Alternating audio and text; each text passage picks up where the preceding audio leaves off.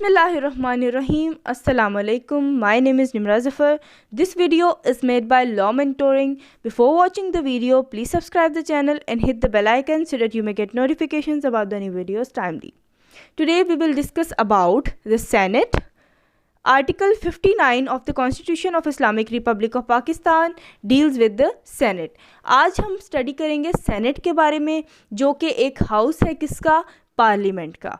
Last lecture में हम लोगों ने नेशनल असेंबली के बारे में स्टडी किया था, अब हम स्टडी करेंगे सेनेट के बारे में। तो सब इसकी क्लॉज 1 पे आ जाते हैं।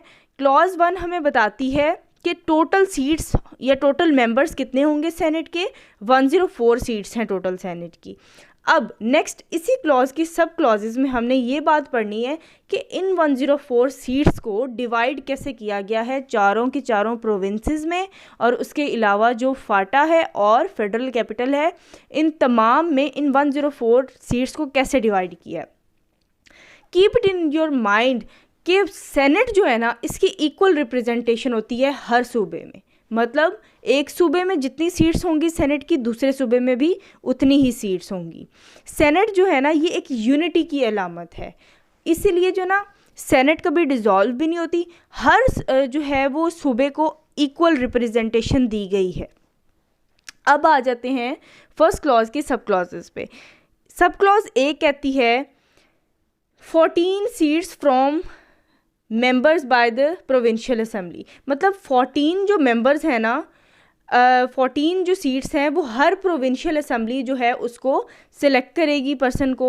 मतलब कि 14 एक सूबे में से, एक प्रोविंशियल असेंबली जो है उनको 14 जो है मेंबर्स उनको इलेक्ट करेगी। हर सूबे के कितने हो गए 14, तो 14 जो है जब उनको हम लोग हर प्रोविंशियल असेंबली अलग अलग चारों सूबों की उनको इलेक्ट करेगी, तो 14 अगर 4 टाइम्स उसे करें तो वो कितनी हो जाती हैं, 56 सीट्स बन जाती हैं। तो ये जो 14 जनरल सीट्स हैं, ये चारों सूबों की कितनी हो गई टोटल मिलाकर, 56 हो गई। सब क्लॉज बी पे आ जाते हैं। 8 सीट्स फॉर फाटा। अब 8 जो है 8 मेंबर्स होंगे किसके, इलेक्ट होंगे फाटा में से। मतलब फाटा की कितनी सीट्स हो गई, 8 सीट्स हो गई। उसके बाद सब क्लॉज सी पे आ जाते हैं। फेडरल कैपिटल की ये सीट्स हैं। फेडरल कैपिटल मतलब इस्लामाबाद की टोटल सीट्स कितनी है सेनेट में, 4 सीट्स हैं, जिसमें से 2 जनरल सीट्स हैं और उसके बाद 2 और सीट्स हैं। वो किन किन की हैं कि इन 2 सीट्स में से एक टेक्नोक्रेट की है जिसमें आलिम भी शामिल है, और एक सीट जो है वो वुमेन की है। नेक्स्ट आ जाते हैं सब क्लॉज डी पे।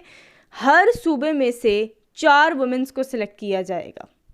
हर सूबे में से जब 4 वुमेन्स इलेक्ट होंगी तो मतलब 4 को अगर हम 4 टाइम्स करें तो ये 16, टोटल 16 होंगी चारों सूबों में से।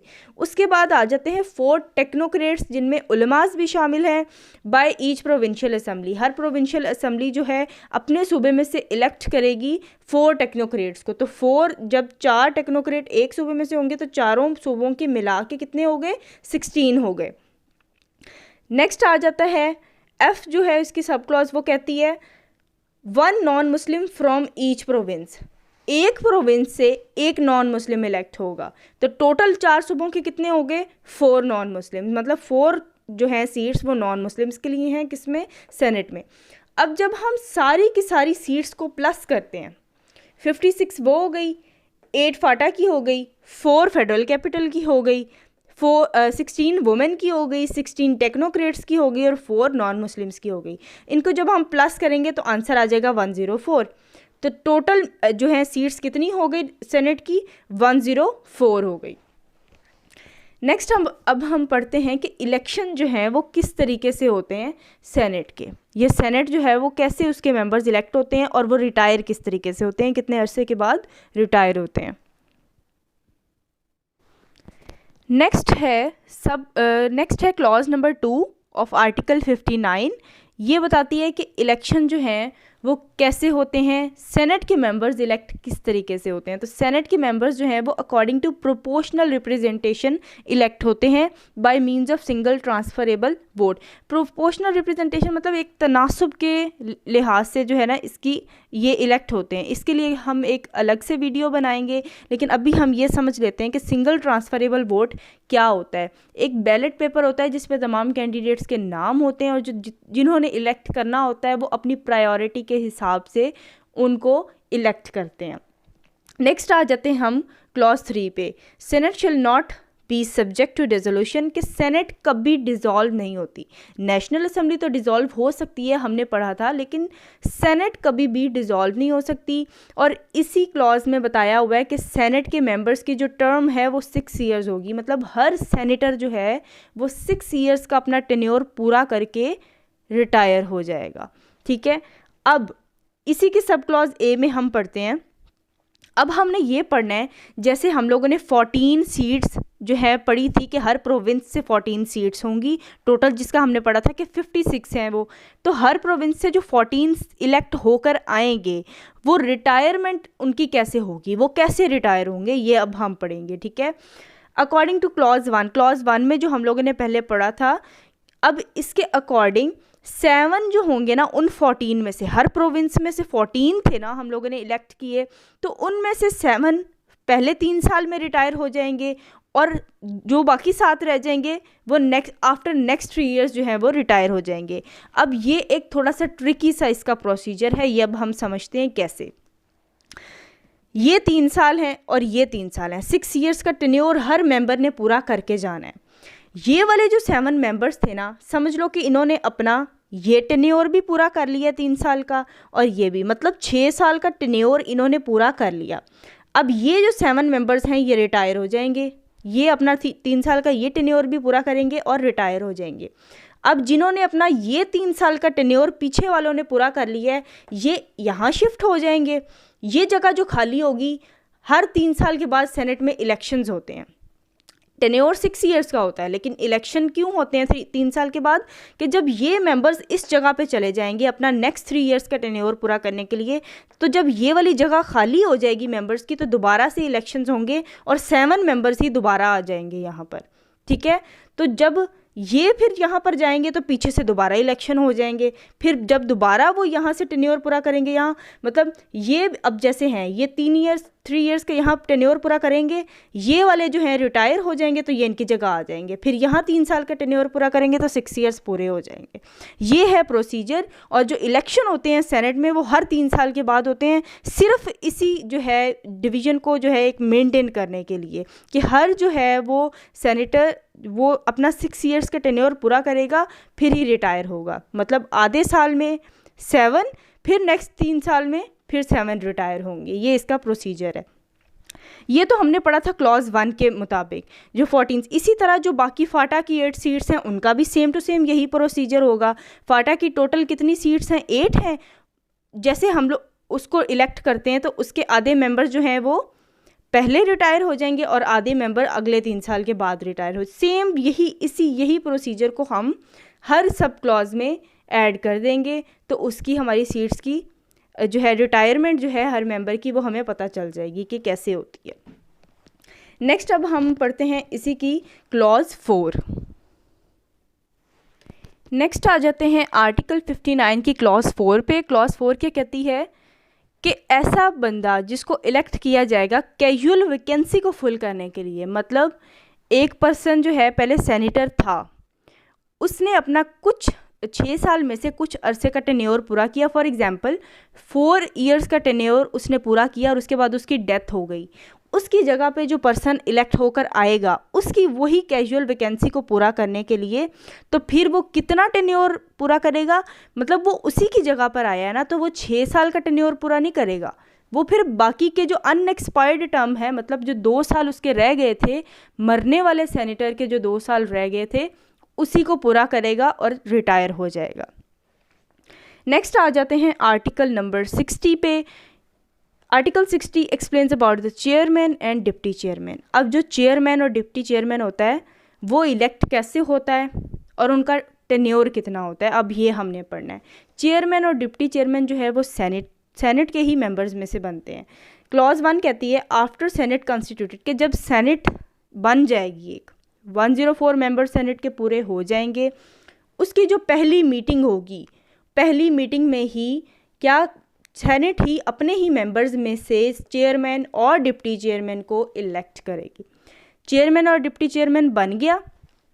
अब अगर कभी चेयरमैन या डिप्टी चेयरमैन का ऑफिस जो है वो वेकेंट होता है, ऑफिस खाली होता है या वो मौजूद नहीं है, एब्सेंट हैं, तो फिर सेनेट क्या करेंगे, मतलब अगर ऐसा होता है ना कि ऑफिस वेकेंट होने की बहुत सारी वजूहात हो सकती हैं कि वो या तो फिर एब्सेंट हैं या फिर उन्हें रिमूव कर दिया गया, तो सेनेट क्या करेगी, शैल इलेक्ट अनदर मेंबर, ठीक है, एज द चेयरमैन और डिप्टी चेयरमैन।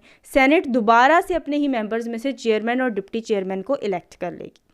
अब आ जाते हैं क्लॉज 2 पे। क्लॉज 2 जो है हमें इनके टेन्योर के बारे में बताती है।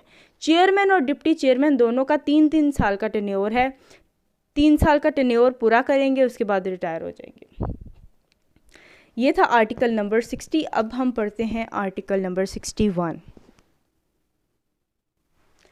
Next is article number 61, other provisions relating to senate. अब जो है इस आर्टिकल में, ये थोड़ा सा ट्रिकी आर्टिकल है, इसमें उन्होंने बताया हुआ है कि कौन सी रेलिवेंट प्रोविजन सेनेट की ऐसी हैं जो कि नेशनल असेंबली से मैच करती हैं। मतलब जैसे उन्होंने बताया हुआ है कि आर्टिकल 53 के क्लॉज 2 और 7 जो हैं, वो जो आर्टिकल 53 मतलब नेशनल असेंबली के क्लॉज 2 और 7 जो हैं, वही जो हैं सेनेट के भी होंगे, वही अप्लाई होंगे सेनेट पर। लेकिन फ़र्क क्या होगा, जहाँ नेशनल असेंबली लिखा होगा वहाँ पर सेनेट आ जाएगा, जहाँ पर स्पीकर और डिप्टी स्पीकर लिखा होगा वहाँ चेयरमैन और डिप्टी चेयरमैन आ जाएगा। अब यहाँ पर मैं आपको बताती हूँ कि आर्टिकल 53 के क्लॉज 2 और 7 में क्या लिखा हुआ है। क्लॉज 2 में लिखा हुआ है ओथ के बारे में कि जो है स्पीकर और डिप्टी स्पीकर ओथ हलफ कैसे उठाते हैं। तो यहाँ पर क्या आ जाएगा कि चेयर सेम वही तरीका होगा हलफ उठाने का, किसके सामने हलफ उठाएंगे, बस फ़र्क क्या होगा कि जहाँ पर नेशनल असेंबली की बात है वहाँ पर सेनेट की बात आ जाएगी, जहाँ पर स्पीकर और डिप्टी स्पीकर का लिखा होगा कि वो हलफ कैसे उठाएगा, वहाँ पर क्या आ जाएगा, चेयरमैन और डिप्टी चेयरमैन का आ जाएगा। अब क्लॉज 7 उसकी क्या कहती है, रीजंस फॉर वेकेंट ऑफिस, कि जब एक स्पीकर और डिप्टी स्पीकर है उसका ऑफिस वेकेंट कब होता है, उसकी रीजंस क्या होती हैं। जो रीजंस हमने स्पीकर और डिप्टी स्पीकर के ऑफिस के लिए पढ़ी थी, वही रीजंस हम चेयरमैन और डिप्टी चेयरमैन के लिए पढ़ेंगे। नेक्स्ट उन्होंने कहा कौन सी रेलिवेंट प्रोविजंस हैं। आर्टिकल 4 जो है नेशनल असेंबली का, उसकी क्लॉज 2 और 3 जो है वो किस बारे में है, सेशन के बारे में। अब उसमें लिखा हुआ है कि एक साल में 3 सेशंस होंगे नेशनल असेंबली के, तो ये रेलिवेंट कैसे है कि यही हम लोग अप्लाई करेंगे सेनेट पर भी, एक साल में 3 ही सेशंस होंगे सेनेट के भी, ठीक है। क्लॉज 3 क्या कहती है उसकी, समन बाय स्पीकर, के जो हाउसेस की रिक्विजिशन पर, ठीक है, 1/4 की मेजॉरिटी की वोटिंग पर क्या स्पीकर क्या करेगा, एक मीटिंग बुलाएगा। तो जहाँ पर स्पीकर लिखा होगा वहाँ हम चेयरमैन कर देंगे या फिर डिप्टी चेयरमैन कर देंगे, ठीक है। बाकी सेम टू सेम प्रोसीजर होगा। अब आ जाते हैं, उन्होंने लिखा हुआ है कि आर्टिकल 5 भी रेलिवेंट, 55 भी जो है वो रेलिवेंट है सेनेट के। कैसे है, ये है सिर्फ नेशनल असेंबली के बारे में और हमने इसको अप्लाई कर देना है सेनेट पर। मतलब जितने हम ये प्रोविजंस पढ़ रहे हैं ना, यही सेम टू सेम अप्लाई होती हैं सेनेट पर भी, सेम वही प्रोसीजर होगा जो इन आर्टिकल्स में लिखा होगा। लेकिन फ़र्क बस इतना होगा कि जहाँ पर स्पीकर डिप्टी स्पीकर आ जाएगा वहाँ हमने सेनेटर डिप्टी चेयरमैन और डिप्टी चेयरमैन कर देना है, और जहाँ पर नेशनल असेंबली लिखा होगा वहाँ पर हमने सेनेट लिख देना है। अब आर्टिकल 55 जो नेशनल असेंबली का था, उसमें उन्होंने बताया हुआ था voting in assembly and quorum, कि जब एक असेंबली नेशनल असेंबली बैठती है, मीटिंग होती है उसकी, तो फिर वो किसी भी मसले पर जब वोटिंग करनी होती है उन्होंने, तो वो कैसे करते हैं। तो यहाँ पर हम क्या लिख देंगे, वोटिंग इन सेनेट, बस इतना सा फ़र्क हम लोगों ने इसमें रख देना है। लेकिन इसमें जो है ना एक बात इम्पॉर्टेंट है, बस जो डिफरेंट एक चीज़ है ना वो इसमें ये है कि जो नेशनल असेंबली के वर्किंग डेज़ होते हैं ना, working days of for national assembly, मतलब एक साल में सेनेट के कितने, नेशनल असेंबली के कितने वर्किंग डेज़ होंगे, 130 वर्किंग डेज़ होंगे, और एक साल में सेनेट के कितने वर्किंग डेज़ होंगे, 110 वर्किंग डेज़ होंगे। बस इतना सा फ़र्क है। ये था आर्टिकल नंबर 61। अब हम पढ़ते हैं article number 62। Next is article number 62 which is about the qualifications of members of मजलिस शुरा। अब ये नेशनल असेंबली और सेनेट दोनों का मेंबर बनने के लिए जो क्वालिफिकेशंस है ना वो हमने इस आर्टिकल में पढ़नी है। मजलिस शुरा का क्या मतलब होता है, मतलब इसमें नेशनल असेंबली भी आ जाता है, उसमें सेनेट भी आ जाता है। तो दोनों का मेंबर बनने के लिए कौन कौन सी चीज़ें होना ज़रूरी है ये हम इसमें पढ़ेंगे। क्लॉज 1 कहती है कि एक पर्सन जो है वो इलेक्ट हो सकता है या फिर चूज़ हो सकता है as a member of parliament if, अगर ये वो पाकिस्तान का सिटीज़न हो, citizen of Pakistan. B clause, sub clause B उसकी क्या कहती है, in case of national assembly, अगर हम नेशनल असम्बली के केस में पढ़ें तो फिर 25 ईयर्स से कम नहीं होना चाहिए, ठीक है, not less than 25 years of age. अगर 25 ईयर्स होगी एज तो ही वो एलिजिबल होंगे नेशनल असम्बली का मेंबर बनने के लिए। दूसरी बात इसमें आ जाती है कि वो एनरोल्ड वोटर होना चाहिए, मतलब इलेक्टोरल रोल में उसका नाम हो, वो रजिस्टर्ड वोटर हो, ठीक है। रजिस्टर्ड वोटर अब वो कहाँ पर हो, any part of Pakistan for general and non Muslim seats, मतलब पाकिस्तान के किसी हिस्से में भी इलेक्टोरल रोल में उसका नाम होना चाहिए। कौन कौन सी सीट्स के लिए, अगर जनरल सीट्स के लिए लड़ रहा है या फिर नॉन मुस्लिम सीट्स के लिए, मतलब जो नॉन मुस्लिम की सीट्स रिजर्व्ड हैं उनके लिए लड़ रहा है तो।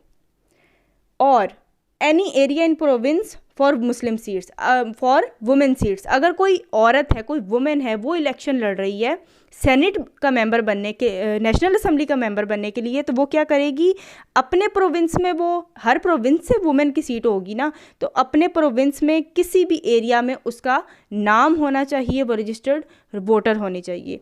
अब हम पढ़ते हैं सब क्लॉज सी में इन केस ऑफ सेनेट। अब हम बात करते हैं सेनेट की, तो सेनेट का मेंबर बनने के लिए एज क्या होनी चाहिए, not less than 30 years of age, ठीक है। उसके बाद उसका भी नाम होना चाहिए इलेक्टोरल रोल में, मतलब कि वो रजिस्टर्ड वोटर हो, कहाँ का, जिस प्रोविंस का वो है, बेशक वहाँ का हो, या फिर फाटा की जो सीट्स पे अगर उसने इलेक्शन लड़ने हैं तो फिर फाटा का रजिस्टर्ड वोटर होना चाहिए, और अगर इस्लामाबाद की सीट्स के लिए लड़ने हैं तो फिर फेडरल कैपिटल का होना चाहिए। अब हम पढ़ते हैं इसकी नेक्स्ट जो क्वालिफिकेशंस है। नेक्स्ट सब क्लॉज है सब क्लॉज डी, जिसमें वो बताते हैं कि पार्लियामेंट का, मजलिस शुरा का मेंबर होने के लिए गुड करैक्टर, मतलब अच्छा किरदार होना चाहिए, not known as one who violate Islamic injunctions. Islamic injunctions मतलब इस्लामिक रूल्स एंड रेगुलेशंस को के ख़िलाफ़ ना जाए, उनकी वायलेशन ना करता हो। उसके बाद आ जाता है सब क्लॉज ई, एडिक्वेट नॉलेज होनी चाहिए उसके पास इस्लाम की, और वो प्रैक्टिस भी करता हो, जो इस्लाम ने हम पर ऑब्लिगेशंस लगाई, जो हमारी ड्यूटीज़ हैं उसे परफॉर्म करता हो, और एब्सटेन फ्रॉम मेजर सिंस, और कबीरा गुनाहों से बचता हो। उसके बाद आ जाता है सिगेशियस, राइटियस, नॉन प्रॉफिलिगेट। इसका मतलब है कि वो जो है वो खुलेआम गुनाह ना करता हो, सिगेशियस हो, राइटियस हो, और ऑनेस्ट मतलब जो है सादिक और अमीन हो। उसके बाद आ जाते हैं he has not worked against integrity and ideology of Pakistan. Pakistan बनने के बाद उसने इंटेग्रिटी ऑफ पाकिस्तान और आइडियोलॉजी ऑफ पाकिस्तान के ख़िलाफ़ कोई काम ना किया हो। ये जो है ना, ये हैं क्वालिफ़िकेशंस मेंबर ऑफ मजलिस शुरा बनने के लिए। अब इसी की क्लॉज 2 आ जाती है कि जो क्वालिफ़िकेशंस बताई हुई हैं, सॉरी यहाँ पर क्वालिफ़िकेशंस आएगा, कि जो क्वालिफ़िकेशंस बताई हुई हैं सब क्लॉज डी और ई में, सब क्लॉज डी में और ई में, इसमें बताया हुआ है उन्होंने इस्लाम के बारे में कि ऐसा बंदा जो इस्लामिक इंजंक्शंस के ख़िलाफ़ ना हो और जिसके पास इस्लामिक नॉलेज हो। अब ये जो है ये तो इस मुसलमानों के लिए है ना, तो उन्होंने कहा है कि ये जो सब क्लॉज डी और ई है ना, जो इस्लाम के बारे में बताया हुआ है, shall not apply to non Muslims. जो नॉन मुस्लिम सेनेटर्स होंगे ना, तो क्योंकि नॉन मुस्लिम्स के लिए भी सीट्स हैं, ठीक है, तो जो नॉन मुस्लिम्स होंगे उन पर ये डी और ई सब क्लॉज जो है ये अप्लाई नहीं होगी। तो ये थी मेंबर ऑफ मजलिस शुरा बनने के लिए क्वालिफ़िकेशंस, जो जिसको डील करता है article number 62। So this was all about our today's lecture. Thanks for watching the video, and if you like the video then don't forget to like, share and comment. Thank you so much.